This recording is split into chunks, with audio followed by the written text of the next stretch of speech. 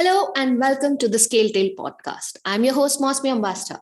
I hope you're able to learn and absorb from the interesting discussions I'm having on this podcast with our prestigious guests. If you like this podcast, feel free to subscribe to our channel on YouTube and follow us on Spotify and Apple Podcasts. Links are in the description.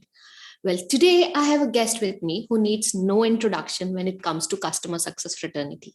Rachel Provan. Welcome, Rachel. Thank you so much, Mausmi. It's great to be here. My pleasure, Rachel. Rachel is an accomplished customer success leadership coach and the CEO of Provan Success with an impressive track record of 15 years as a customer success leader. Rachel has successfully built and transformed CS departments across a wide spectrum of organizations, from dynamic seed stage startups to industry-leading Fortune 500 companies. Rachel's thought leadership has garnered industry recognition, including being honored as one of the top 50 women leaders in customer success by Smart Carrot and earning the title of top 100 CS strategist by Success Coaching. Rachel, thank you for joining us in this podcast. I'm a huge fan, and it's a pleasure to have you. Before we jump into today's topic, I really want to know, how did you land up in customer success? I think with anybody who isn't sort of a recent joiner of customer success, there's always kind of a circuitous way there because it didn't exist. If you asked me when I was 16, like, what do you want to be? Customer success manager was not an option. So I actually, weirdly enough, started out in acting. I really wanted that in the podcast. I even have an IMDb under my maiden name. Wow. I did not get terribly far, but I mainly did like film and TV. I did a lot of like independent films that got, nice little awards. I went to NYU for acting, which was very expensive for an acting degree. Not sure about my choices then, but it was amazing. And I kept at it, through my 20s and, started when I was 16 and kept at it through my 20s. And oddly enough, I was working as a temp because I got tired of waitressing, which is the standard side gig. I got tired of waitressing, so I found a temp job where I was like doing data entry or something, and they allowed me to leave for a month or two at a time to go film a movie and come back, and still have a job, still have health insurance. When they're like, yeah, we'll hire you and this will be the case. It was like, amazing, absolutely, I'm in. And I'm just kind of a naturally hard worker. I don't phone in anything. So I, was challenging myself to see how fast or, with 100% accuracy, how fast I could transfer these leads into spreadsheets and everything. They just ended up promoting me until I got to like a director, management director level position. And I ended up doing something rather customer successy, if that's a word. We were at the time basically dealing with whatever the clients gave us was sort of the quality that they got back out, which is completely understandable. I looked at it and said, look, I know that we don't have to do anything with this to make it better, but what if we did anyway? Just as an experiment. So what if we cleaned up the quality a little bit? What if we told them, hey, if you turn this in, a month in advance, you're actually going to have time to make the edits that you want to make, to have the code in here that you want to have. And my renewal numbers shot through the roof. Wow. And we started creeping up on some of the big guys in the industry when we were a scrappy little startup. And they said, hey, we like this. Would you teach others to do that? And I did, and got me another nice VP promotion. And that was sort of my first foray into customer success. Wow. It was amazing. I actually took a step back a couple of years later to get the actual customer success title in there. But I've been doing it since you've already said 15 years, so there you go. It was 15 years of leadership, 17 years of CS, so God help me. That's how I found my way into it. And the combination of strategy and psychology just totally blew my mind. I was like, yep, this is it. This is for me. You have had an adventurous life. You have With, no idea. yeah. That's not And happening. moving on from acting to CS, and not only in CS, you actually build your knowledge from ground up, doing things and discovering things and experimenting and learning as you grew in your career. I mean, that is some unbelievable amount of learning opportunities that you've had because of all the experiments that you were able to do. And of course, improve the overall, not just your knowledge, but overall the concept of how customer success needs to be done the right way. Right. And that is some huge amount of practical knowledge. And I hope I can get some out of your head so that we can share it on the podcast as much as possible. All right, let's get some knowledge out of your brain right now for everyone to learn as much we can. And the topic we decided, listeners, is we want to talk about one of the controversial topic being discussed nowadays. And the topic being is, should CS own upsell? Where do you stand, Rachel? I stand mainly in the camp of CSQLs. I think that is the best possible solution because I think it plays to everybody's strengths. Because CS is great with the relationship, they're great at focusing on helping more, and sales tends to be better at closing. Whereas a lot of CSMs feel uncomfortable with sales, and I think a lot of that is just because they haven't been taught, or they have a misconception about that sales is just about pushing whatever you can on someone as opposed to helping them solve their problems or helping them more than you already are. But let's face it, CSMs already have a million things to do. So if we can have one part of it taken off their plate, I'm thrilled with that. I do believe that CS definitely needs to own revenue in some capacity. Otherwise, you're going to have no seat at the table. You become like a software, like a nice to have rather than an essential. And Pete, there's a misconception as well, and I understand it, but that, well, the customer wanted the product, they bought the product, we showed them how to use it. What the heck is the problem? Why do we need someone there to like make them stay? Well, the problem is people. People do not run like computers. You're not just going to run that line of code and it's going to go great. Have you ever tried to tell someone to do something? Does not go that linearly. So we really need to be spending that time to help them reach those outcomes that they're looking for in the first place. And I think people forget that about CS, but when you get to that outcome, it's sort of like a hike up a hill to that, and then you can ski down the easy, downhill side of like renewal, expansion, advocacy. That all comes as a result of, so that's why it's important for the CSM too, to understand that this isn't about making people happy. That's an inside job, and it's hard enough as it is. It's about getting them what they came for. And once you do that, that opens up a huge world of possibilities. But what I think people are finding right now, there were so many layoffs in CS because people had this assumption that people will figure it out. They wanted it, they'll use it. And they're now seeing that that's not the case. No. And there's a huge amount of churn happening. So I'm a big believer that you need to shore up your GRR, your churn, your retention, before you start focusing on expansion from the CS angle. Absolutely. You're just not going to be able to refill that leaky bucket at the same rate. Yes. And in this context, what happens is most of the time, the result or outcome of what CS is working on is so far back. It's a lagging indicator that, you may move CS out, and by the time you see churn and you would realize it's become a huge mess in your business, everything is going down, but it's been such a long time. And it goes the other way also. Exactly. 9 months to a year, you're looking at that back there. You're never looking at here's what's right in front of you. And that's really hard.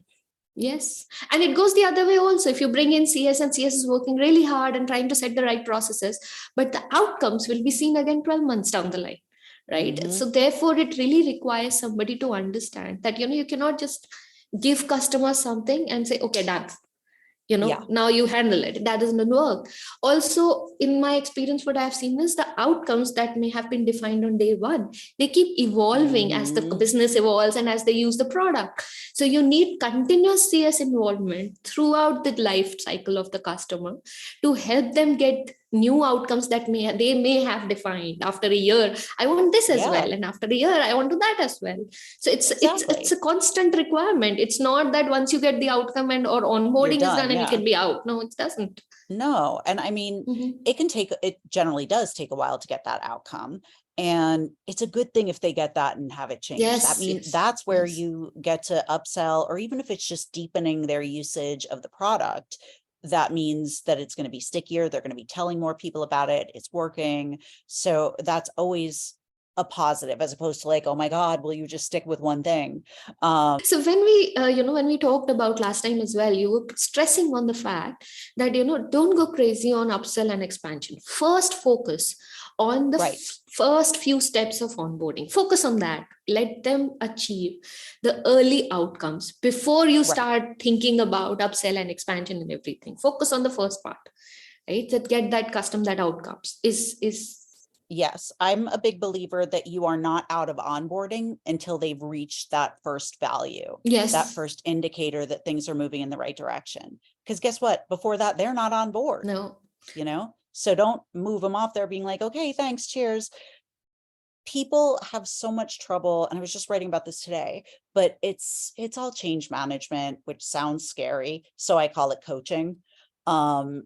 It's all getting people to talk it out. What are you going to do to roll this out? Whose buy-in do you need? When would you do that? What does that look like inside your organization?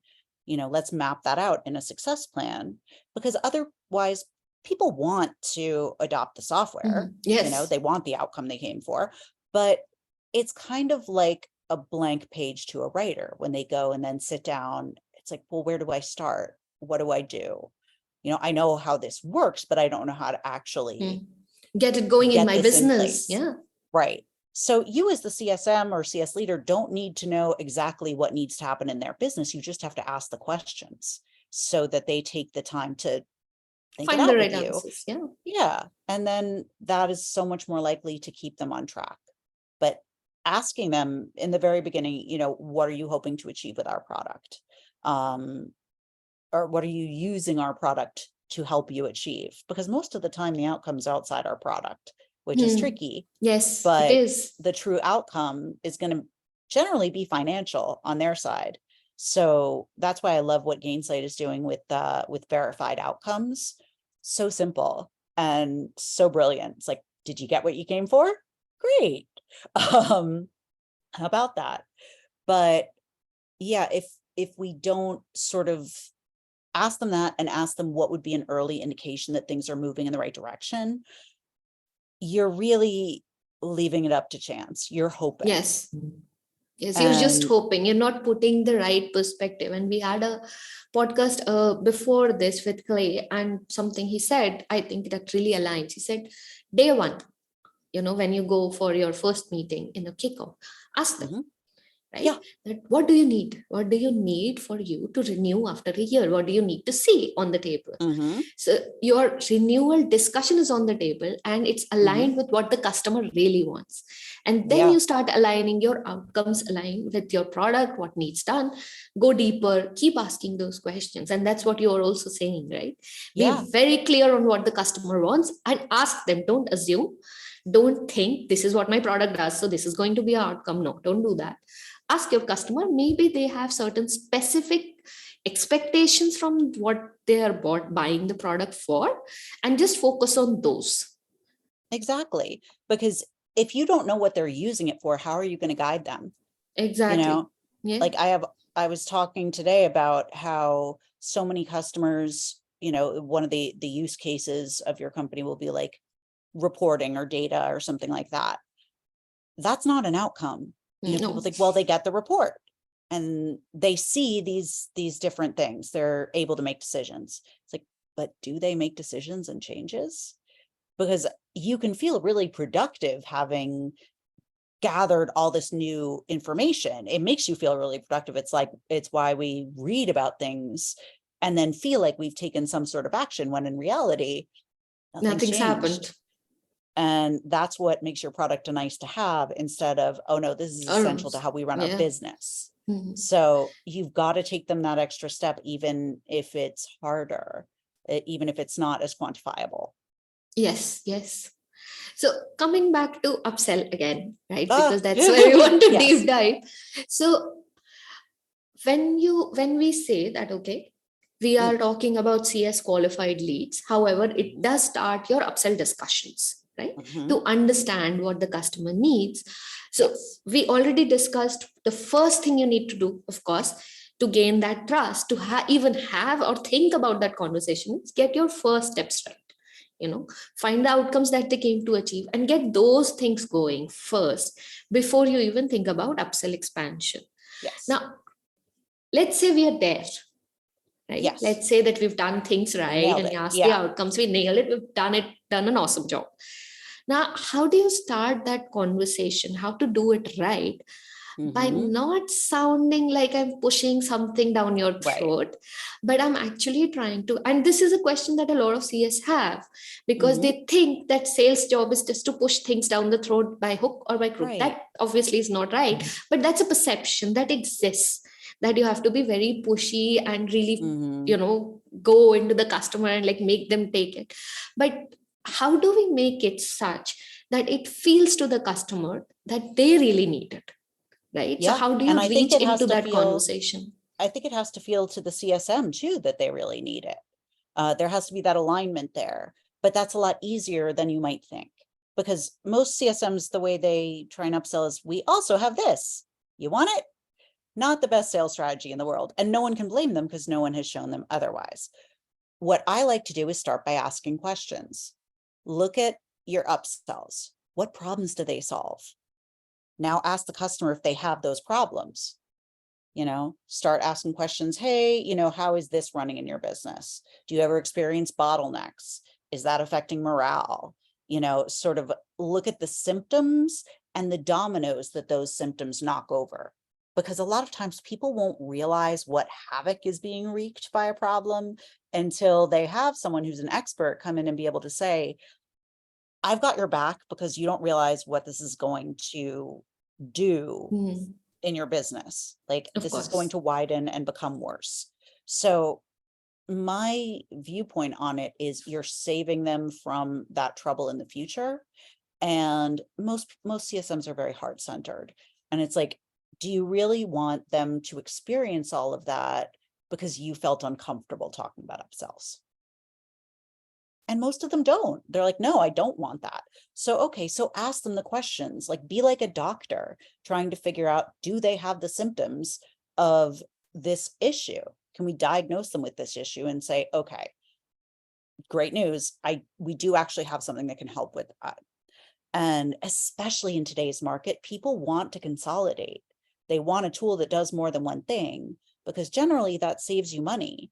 It's the unitaskers that are in a little bit more trouble. Yes, it's not, the end of the world. You can figure some things out, but people definitely want to hear what else you can do so that they can save by having things under one roof. So, and it also starts with the fact that, you have provided something which has given them value already. So they already trust you as a company that, you are able to solve what you say. So that sort of gives you a really good advantage in terms of being able to talk about something else. And you have a huge insight into their business on what really do they need because of all the time that you have spent. Right? Absolutely. And here's the other part of it. Don't sell them something they don't need. You're not going to be comfortable with that. You say, of course, but a lot of people think that they have to do that.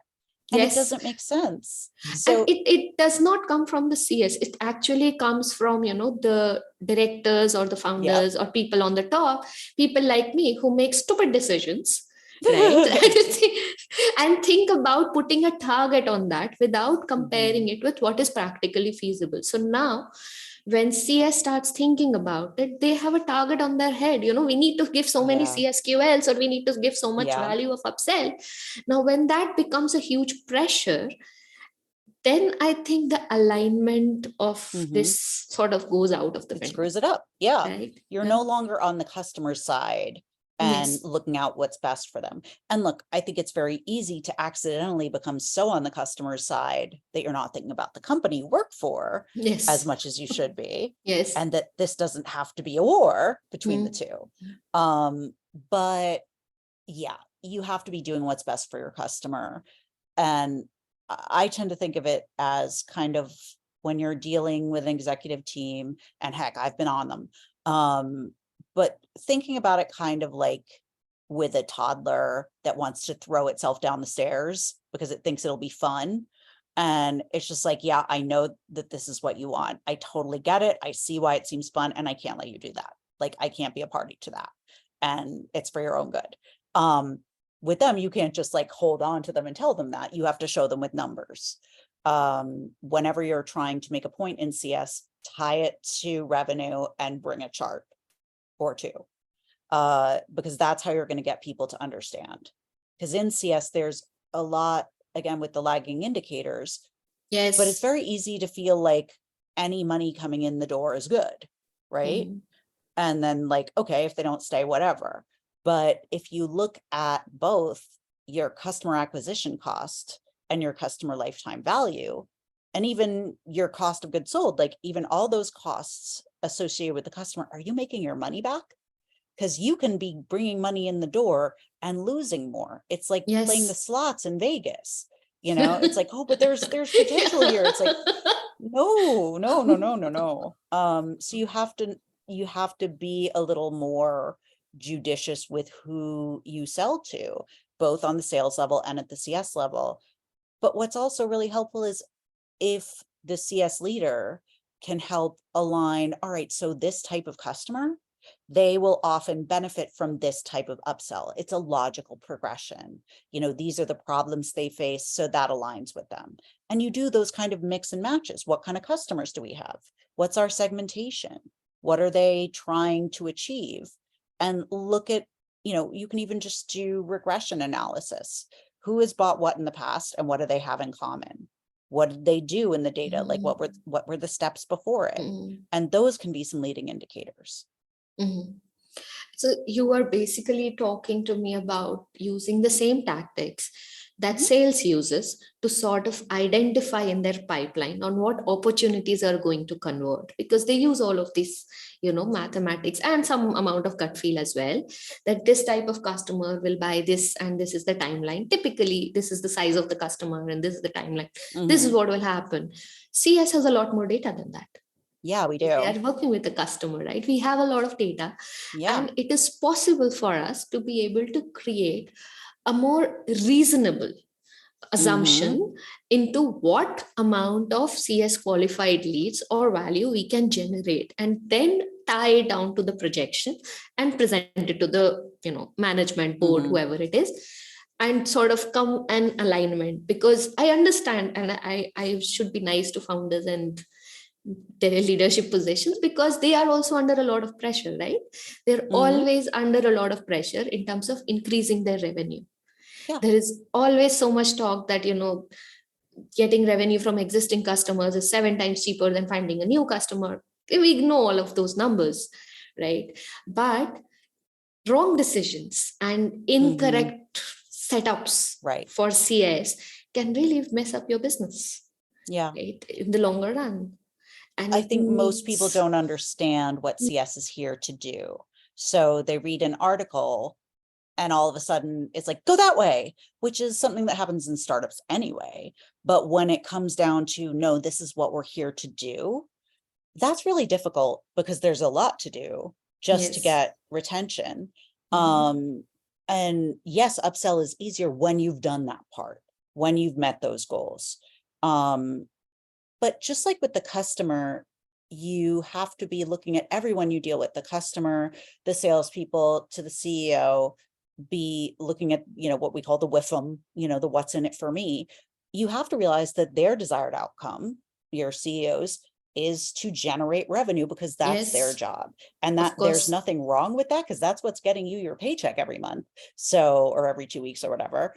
But when you're going to be talking to someone, trying to get them to do something, you have to begin with, what do they care about? So you can't just say, well, this doesn't make sense because this type of customer doesn't want that. And, they're never going to renew. That does not translate. It's, you're losing money on this. Like, you care about revenue going up. This is causing revenue to go down, and it's costing you our time. We get this much an hour. It's taking up this many hours. Like, we're burning money with these people. That is much more likely to get you the result you want. I think with setting targets, like you're talking about, Yeah.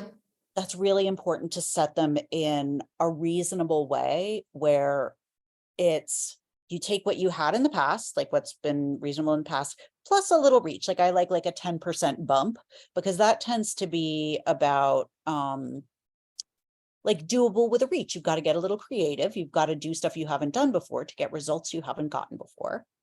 And granted, this year is not like last year. Last year was not like the year before. So that's not always indicative, but you have to go somewhere close. It can't be like, Yes. well, we want to follow the, the rule of 40. So here's your number. It's like, that's, don't even get me started on that. oh, I know. I know, rule of 40 doesn't apply in early stage startups, and I don't know why we use that. But I've been in companies where it's like, I get that you want that, but like, I mean, I want an apartment in New York City for, $200,000, like a 3-bedroom. Okay. It's like, well, no, that's just, I'm glad you want that, but we can't do that. Just like the data is not there, to show that that's possible. If you have ideas for how we can do that, maybe okay, but you have to be realistic in that sense and understand every customer is not going to want every upsell. Of course.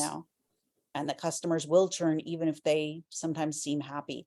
Customers go out of business. There's not a lot you can do about that. There could be other things as well. Of course, you try to manage as much, but to push upsell just because, there is a pressure all through the chain, you definitely need to realize that, okay, you may get some revenue now, but in the longer run, it's going to be highly detrimental.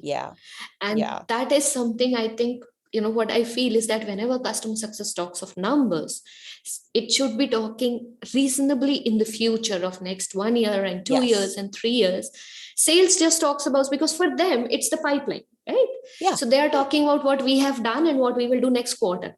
But CS should be talking about what we have done now and what we will do next year and 3 years down the line, because that's when the impact of even 1% comes into picture.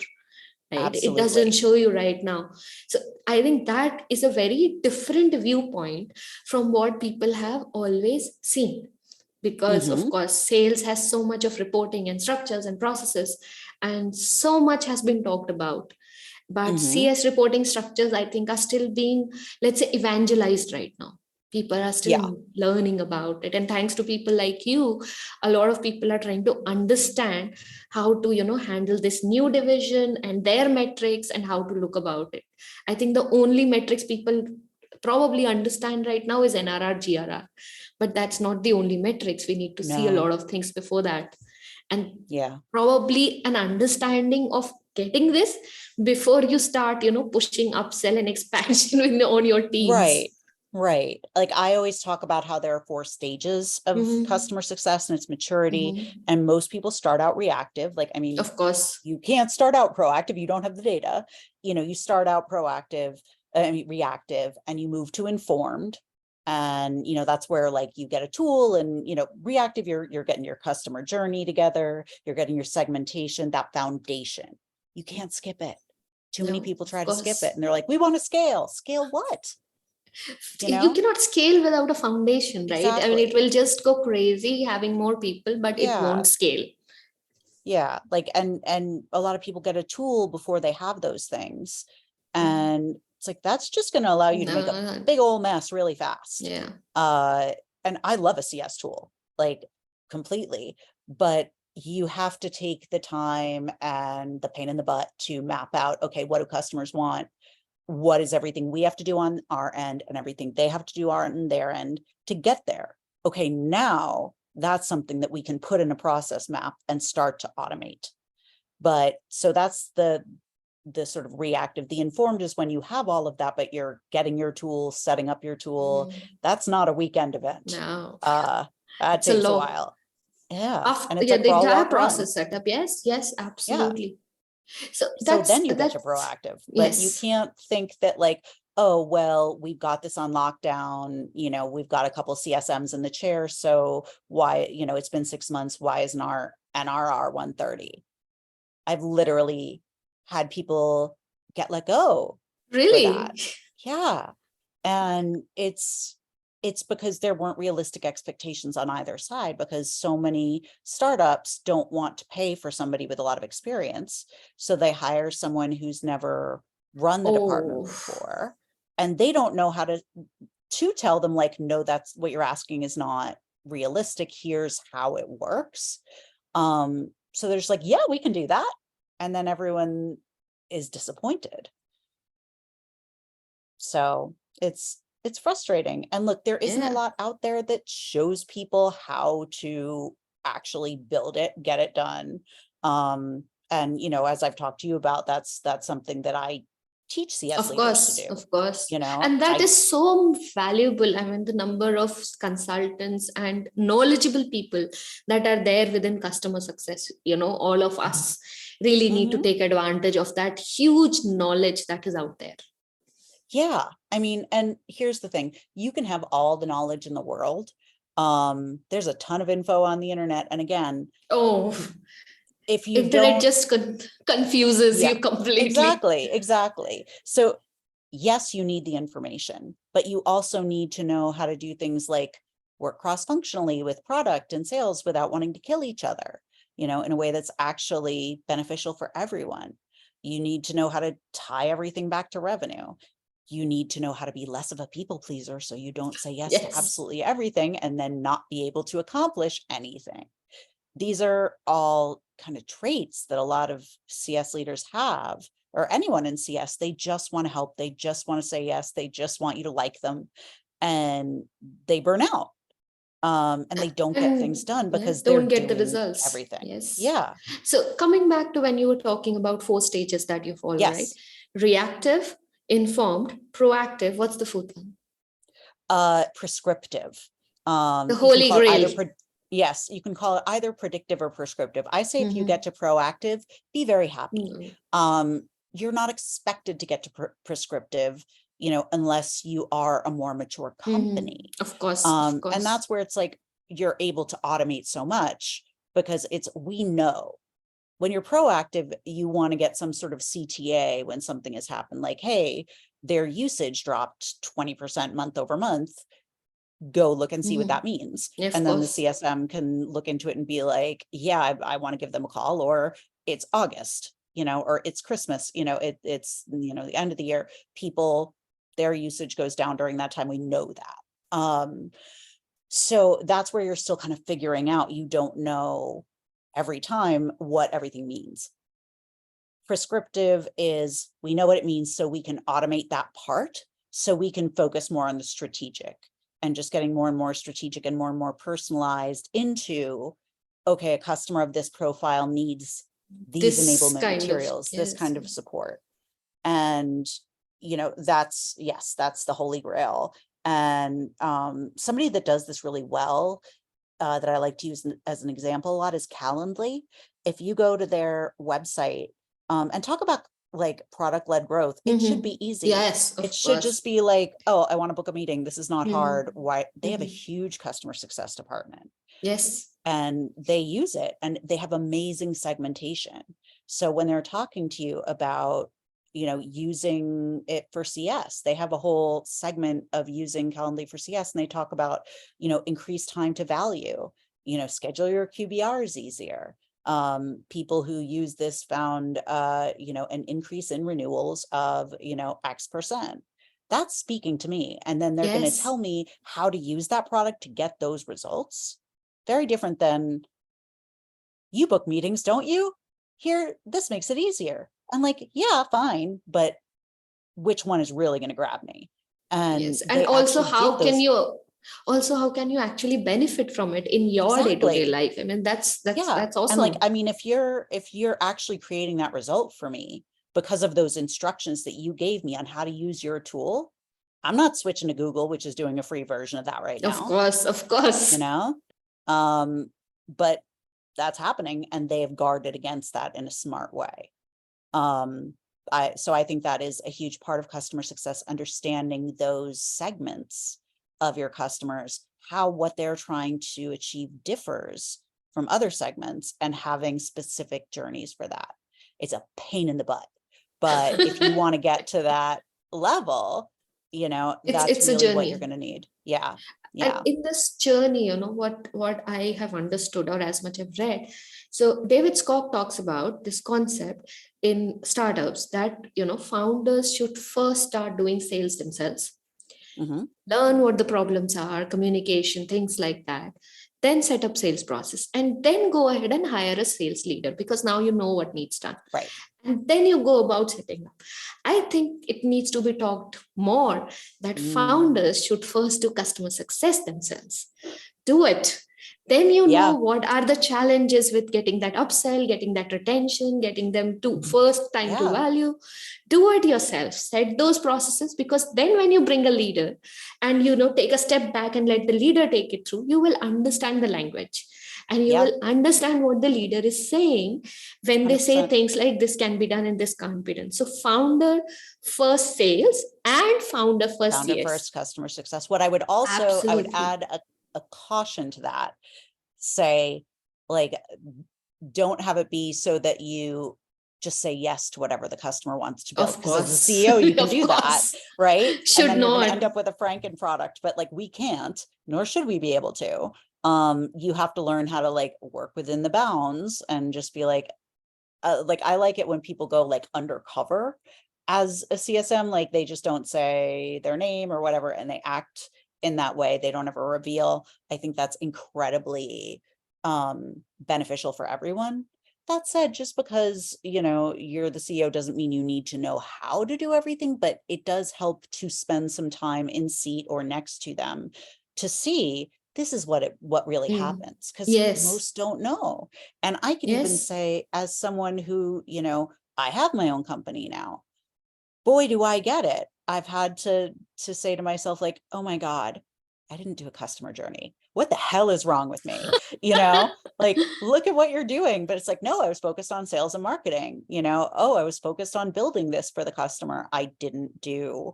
And of course I rectified that quickly, but I mean, the head smacking that came from that. It's like, I get it. It just doesn't, it's like, no, but this is going to be great. I mean, what? No, you got to do it. Thank you, Rachel. I know we can continue to have this for a very long time. There is so much, but I think we've already shot way beyond our time. But I'm sure I always do that. Yeah. It's not you. It's just that, you know, the way the conversation is flowing, there is, it's fun. And there's so much more to talk about. I know. And you were in a very interesting chain of thought, and I really didn't want to break it because I really wanted it out. Absolutely. Yeah. You can, I'll talk to you all day if you're not careful. So I geek out over CS. But I really, really enjoyed it, Rachel. Your presence on this podcast today, I mean, seriously, it was truly enlightening. The knowledge and insights you shared during this like 35 minutes of wealth of information. I am really grateful for this valuable learning experience, and I'm eager to put things to use myself, learn a few things, try to put them on use when I start my work tomorrow. And I'm confident that our listeners also had the opportunity to absorb the wisdom that, you know, Rachel is sharing right now. And to connect with Rachel, you can find her on LinkedIn account in the podcast description. Don't hesitate to drop her a message, as she loves to have a conversation about CS. And, you know, if I wasn't out of time, I could have talked to her for hours. So if you have any further questions or comments, just reach out to her. Also, don't forget to visit her website, Provan Success, where her group coaching programs for new CS leaders is opening back soon. So make sure you join the waitlist. There's a link in the description. And now Rachel will tell us a little bit about the coaching program for our listeners. Absolutely. Thank you for that. While I do one-on-one coaching, I found that there just wasn't like an instruction manual for new CS leaders. So what this does is Yes. it tells you how to build that entire, house of CS, those 4 Wow. phases, step by step, while also teaching you how to lead a team, how to work cross-functionally, and how to get your mind right so that you're not people pleasing, so that you're able to use your time effectively and not driving yourself crazy. So that is opening back up in July, Okay. towards the end of July. But if you get on the wait list, if you go to provansuccess.com, it's right at the top. You'll see that there's a wait list and you can find out more about it. I'll be chatting it up, but we've had an amazing time. The people who've been in there, they've learned from each other, and it's just been incredible. So I hope people will take a look at that because it's been helpful to them and it's been so much fun for me. I am sure it will be very helpful, Rachel. I mean, I have learned so much in the last 35 minutes, and all the depth that you have in the subject matter and the way you have learned it from grounds up, it's an invaluable resource. So, listeners, if you found this podcast impactful and beneficial, support us. We are available on all major podcast platforms. And stay tuned for our upcoming episode. Take care and stay well, everyone. And reach out to Rachel. There's a lot to learn here. Thank Thank you you, so Rachel. much.